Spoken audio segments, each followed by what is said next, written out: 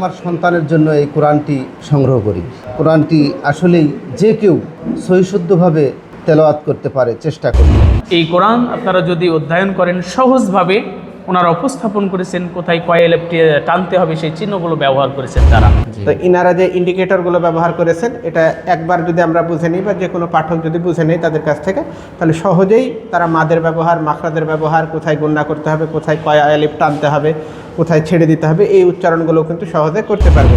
এই কোরআনের অক্ষরগুলোকে এত সুন্দরভাবে স্পষ্ট এবং বড় করা হয়েছে, যা সব বয়সের মানুষের কাছে এবং সাধারণ মানুষের কাছে এটা একবারে স্বচ্ছন্দে সে পড়তে পারবে। তো এই কোরআন পড়ে আমি খুবই উপকৃত হই। আমি এই কোরআনে উপকৃত হওয়ার পর আমার আম্মাকে, আমার থেকে তো অনেক বয়স, আমার আম্মাকে কিনে দিয়েছি। আমার আম্মাও এই কোরআন খুশি হয়েছে এবং তিনি পড়তে পারে চশমা ছাড়াই। শুধু আমার আম্মা নয়, আমি আর হাত দিয়ে আমি কয়েকটা কোরআন কিনেছি আমার দাওয়াতে।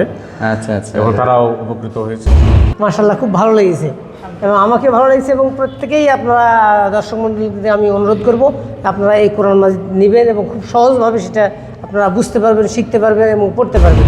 ভুলগুলোকে শুধরানোর জন্য সুস্পষ্টভাবে কোরআনের অক্ষরগুলো লেখা হয়েছে। আমরা এটা যে কোনো বয়সের মানুষ যে কোনো অবস্থাতেই এই কোরআনটা তেলাওয়াত করতে পারবো এবং আমাদের জন্য খুবই সহজ হবে।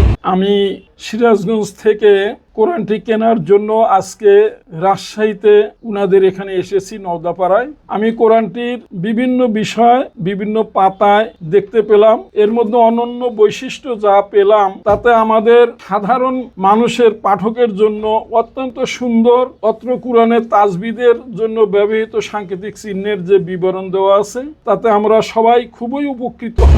কোরআন পড়াতে গিয়ে সাধারণভাবে হরফগুলো অনেকে চিনতে পারে না।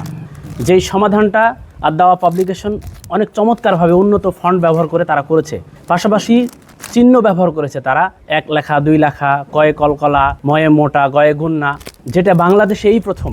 তাই এই কোরআনটা আপনি যদি গ্রহণ করেন, তাহলে আপনার তাজবিদ সমস্যা, শুদ্ধ তেলাওয়াতের সমস্যা ইনশাআল্লাহ দূর হয়ে যাবে।